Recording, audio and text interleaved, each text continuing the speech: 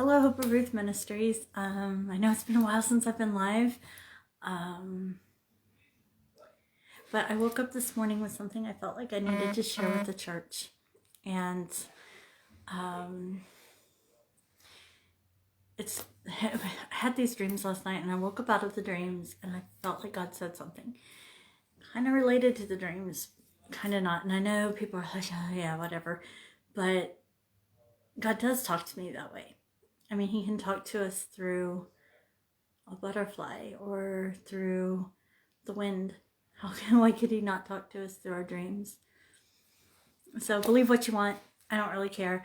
But I do want you to hear the message that I received from God, because I bet you anything other people are dealing with the same things that I was. So I sat there and I had this dream. And the first dream, I didn't like it. I woke up and it was kind of frightening.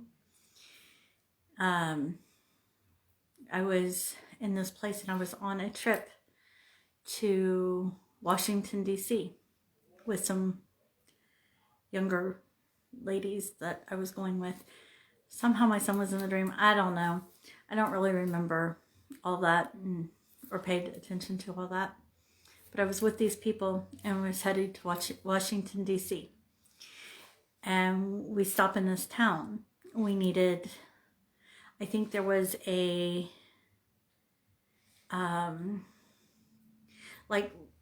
we needed to rest or maybe grab a bite to eat. I think we needed gas, and we were short $40. So the girl who was driving was short $40. So I gave her $40, and I'm like, man, that's really cutting into my budget because I only had so much money to go on. We go, and as we're walking around the town, everything in this town seemed evil and corrupt, and you could feel it. And it was like, we need to get out of this town. We did not belong there. Nothing about this town was, it was like the people were polite, they were nice, they said the right words, but you could feel the hostility towards you. And it was obvious that these people were evil and corrupt, or maybe even demonic, I don't know. And so we're sitting there, we're eating at this restaurant, we're getting ready to leave to continue on our trip. And I'd already paid, and I paid by a check. And I'm looking around and I realized that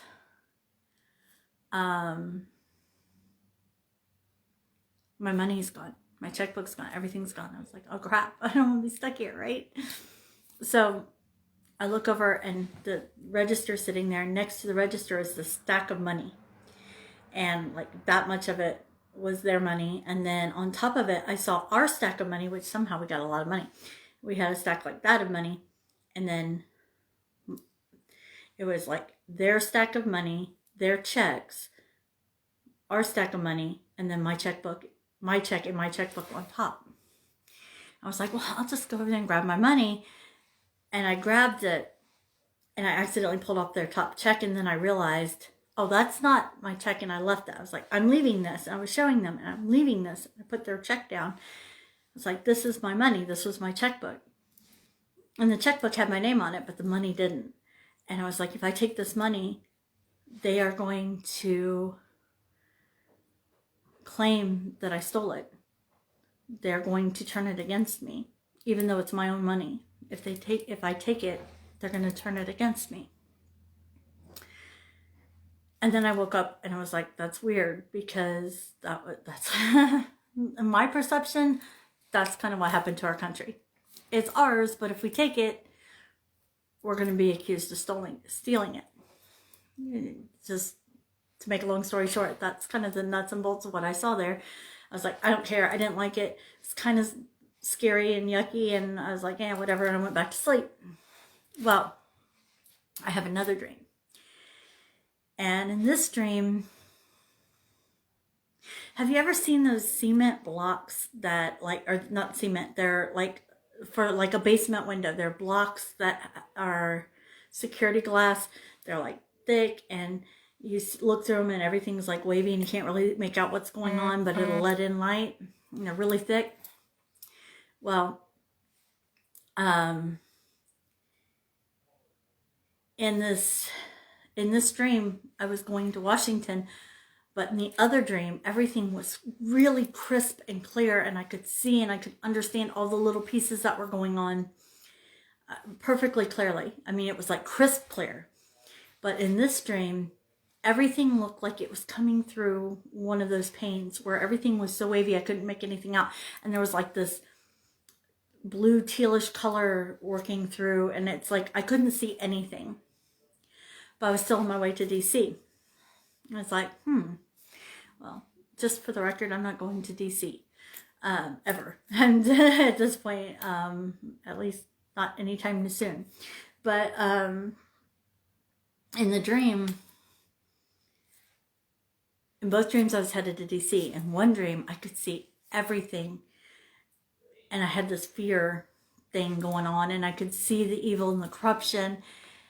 And I was getting I knew I was going to get set up or persecuted. In the second dream, all I'm seeing is this wavy glass and this, it wasn't like it was glass. It was just like, that was how I could see in front of me. And that's the only way I know how to explain it. There was nothing clear. But I had a peace and direction, and I knew where to go. And I was headed the same place. But things, everything was fuzzy, but I had peace. So then I start thinking about all the stuff going on. I don't know. I know that what I'm about to say is going to be like really unpopular with some people, and like other people will cheer it, but it's going to be really unpopular. You're probably not going to like what I'm getting ready to say, but when I woke up, God also gave me, brought to my memory a devotion that I read recently. And he also brought to my thoughts the story of Abraham.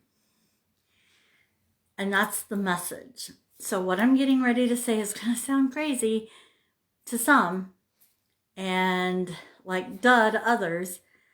It might make some people mad, but please don't get mad. Please hear me out the whole thing before you pass judgment on it.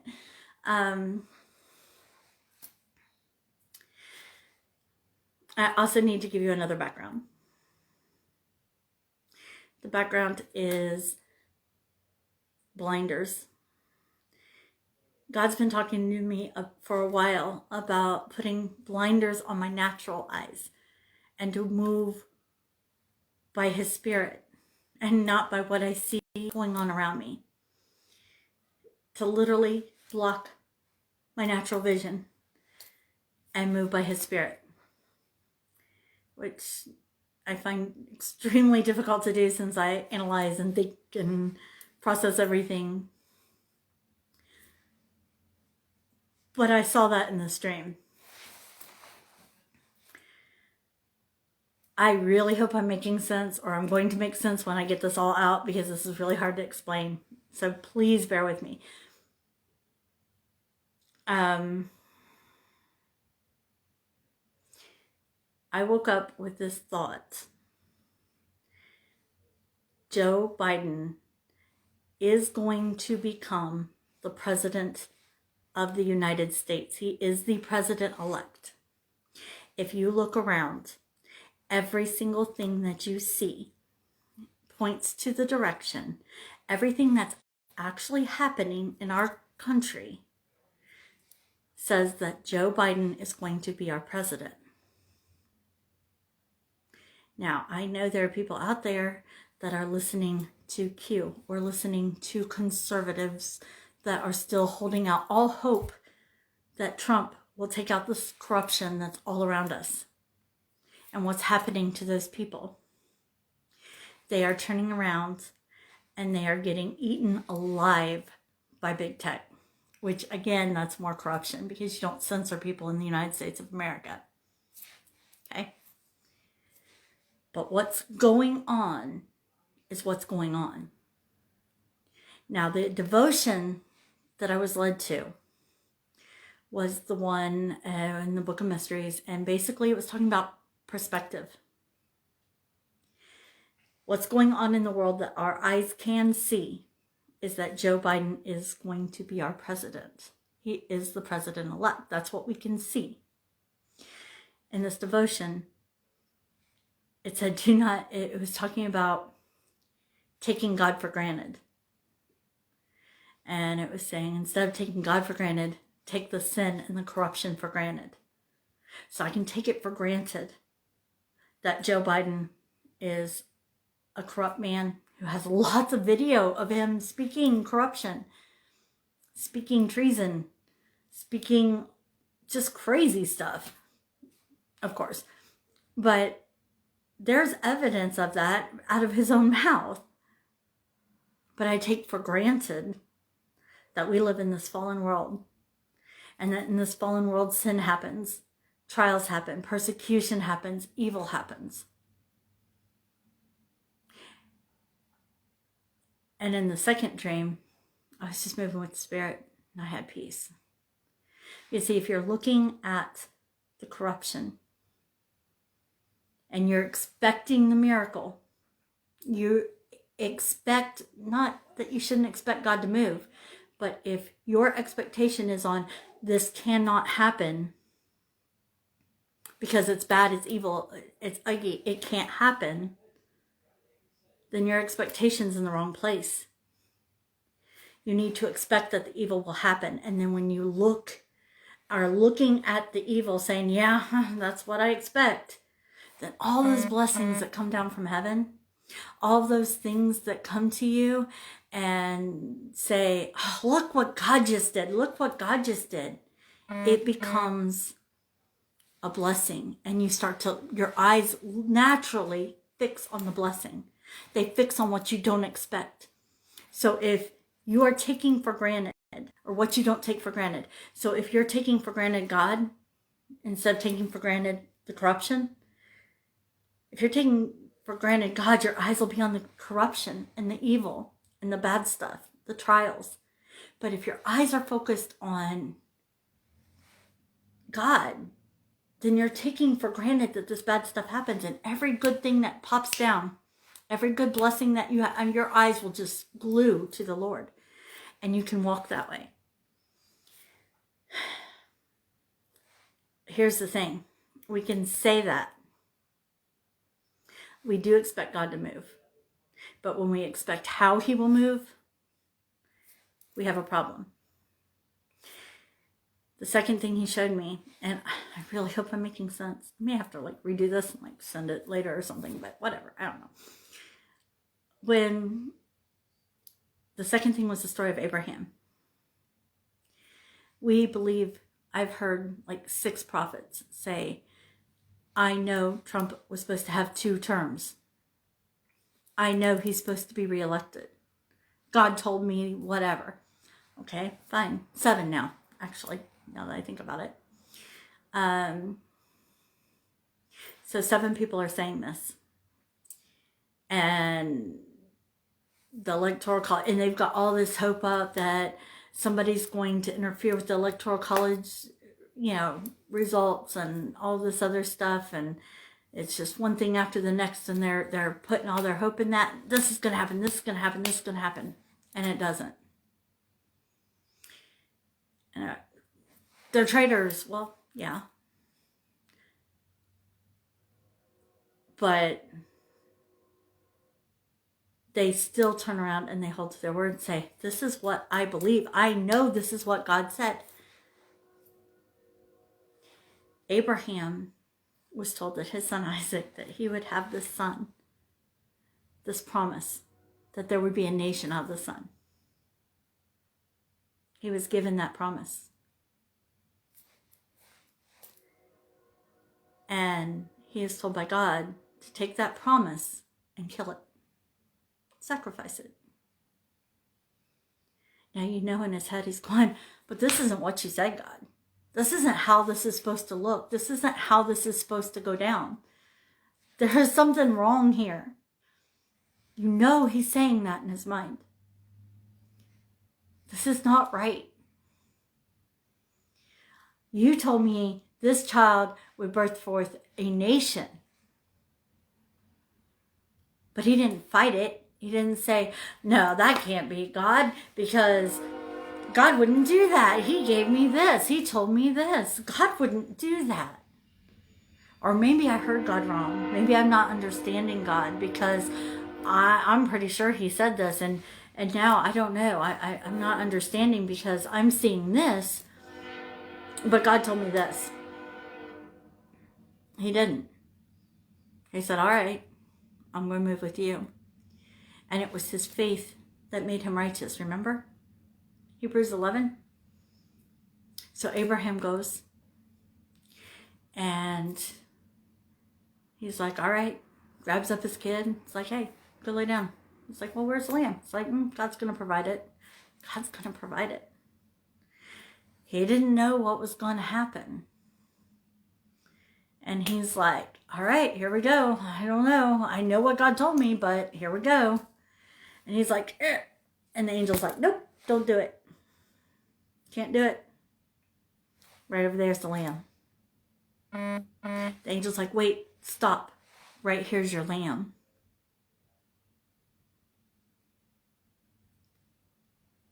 Abraham was going to fulfill what God said. He didn't question it.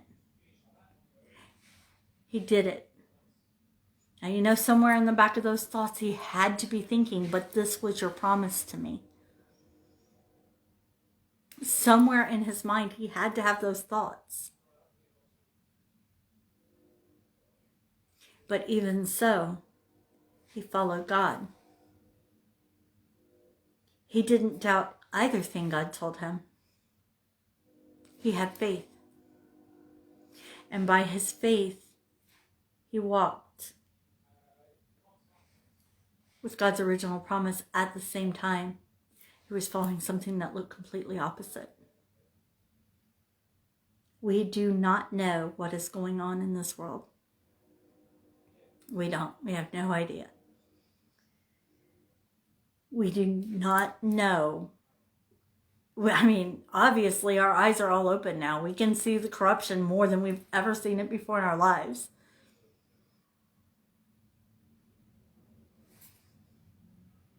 But this isn't about that kind of awakening.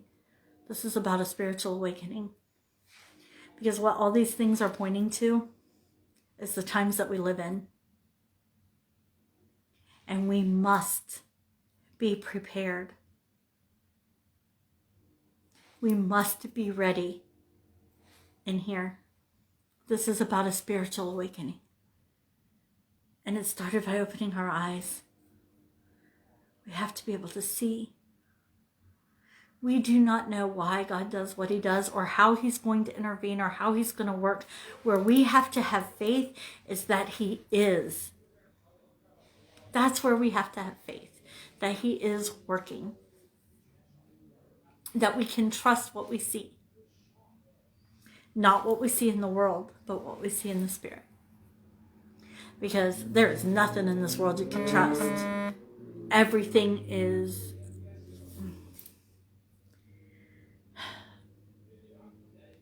I mean, even the things that you see that you're actually seeing, they're not real. You know, I was watching this video the other day, and the guy was showing the CGI curtain or the CGI like backdrop blue screen of these people that were getting decapitated in the orange jumpsuits with McCain. And I'm like, oh, wow. I don't know if that's real. I don't know if the other thing was real. I don't know if McCain was a traitor or a hero. I don't know. I can make a thought, but I don't know. I wasn't there. And neither were any of you. So, you know, there's a lot of deception. There is a ton of deception. That's what's going on in our world today. It's deception. All of it. There is nothing that you're seeing that's real. Not in our Congress. I don't know about this whole Q thing. I know some things, you know, they're saying things that are coming to pass. And it's like, that's interesting. But how do you even know if that's real? You don't even know who it is. I'm not saying he's Not saying he is. I'm just saying, how do you know anything? How do you know anything? If you're looking with your natural eyes, there is nothing you're going to know. Nothing. The only thing you know is what you see with your spiritual eyes. Everything else is a lie and deception. You can't go through this life in this day without God. This is a spiritual awakening.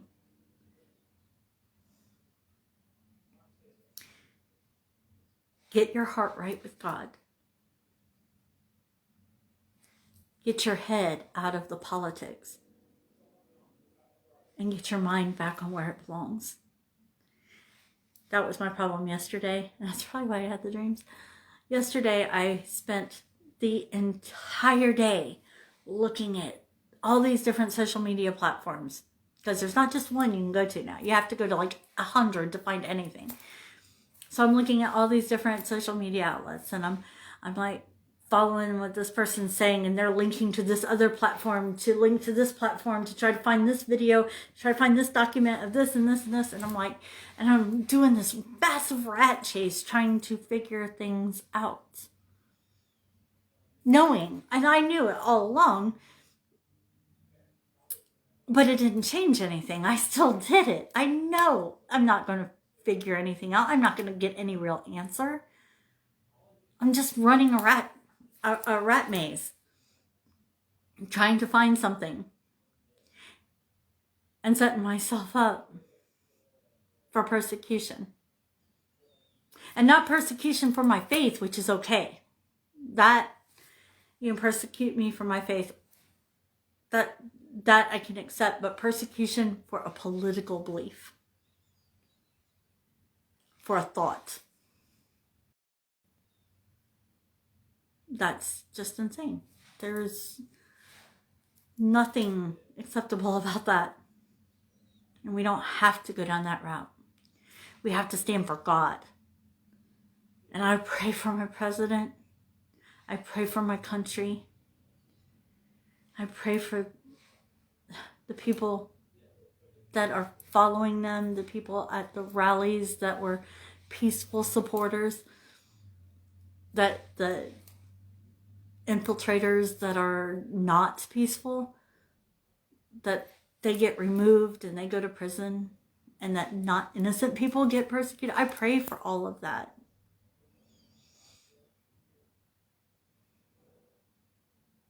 I love my country and I love my president. But what I'm going to stand my ground on, what I'm going to fight to learn about, isn't what's happening in the United States of America, Italy, Pakistan, Iran. It's what's happening in God's kingdom, in my heart with Him. If I put that much effort and energy into my relationship with God as I just put into politics yesterday, I'd be like spiritual queen or something. I don't know. I would have it together. I would know so much more. I don't put that much effort into, I do put effort into my relationship with God, but when I compare the two,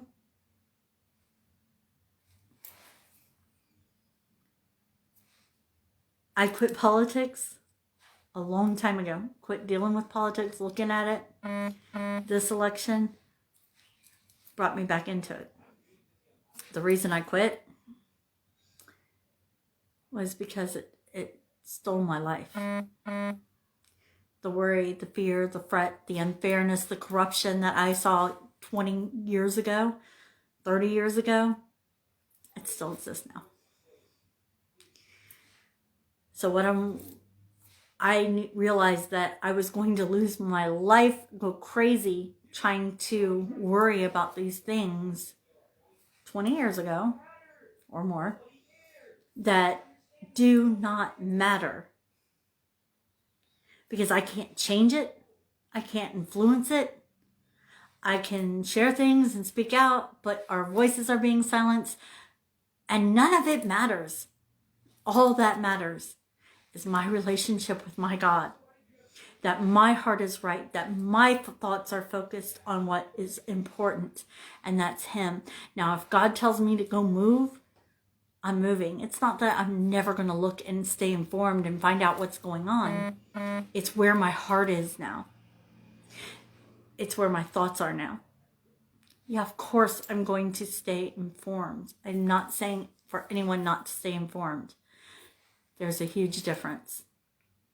I don't know if I was able to convey that well or not, but there's a huge difference in understanding what's going on and standing for what's right and going where I was going with it. It doesn't matter. God's will is going to be done on this earth. That's our prayer. And it really doesn't matter if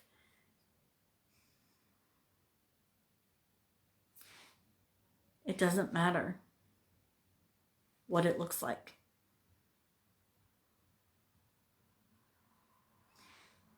Because God will have His way. We can only do what we can do.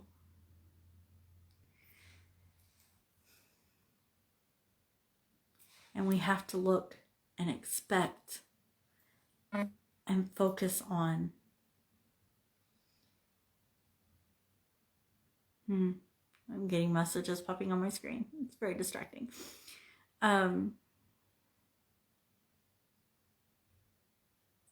have to focus on us, our relationship with God, and let everything else be secondary.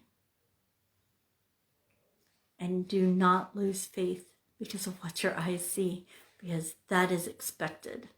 That is normal. That is how the world works.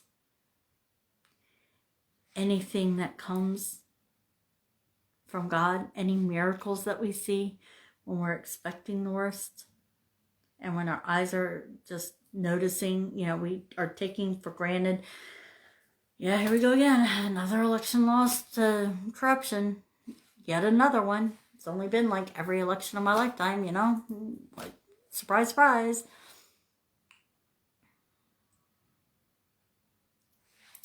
When the blessings come, when we see the miracles happen, we're going to see more of them. We're going to see the little blessings. We're going to see the big miracles. We're going to see everything in between.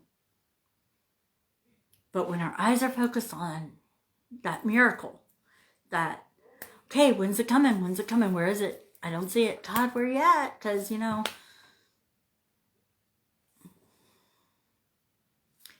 quit questioning your faith. Quit questioning what you heard. You're probably right in what you think you heard from God. It's probably not wrong. But it doesn't have to look the way you think it will. His word's not wrong to you. How you interpret that in your flesh, maybe.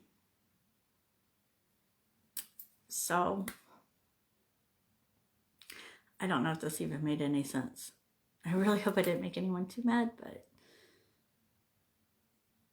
if you don't understand what I said, you'll probably be really upset with me. So anyhow, I'm going to go ahead and sign out. I hope that made some sense, and if it didn't, well, I'll be back on with a non-political message another time. All right, so I will talk to you later all. Thank you for dealing with me, and God bless you. Stay firm.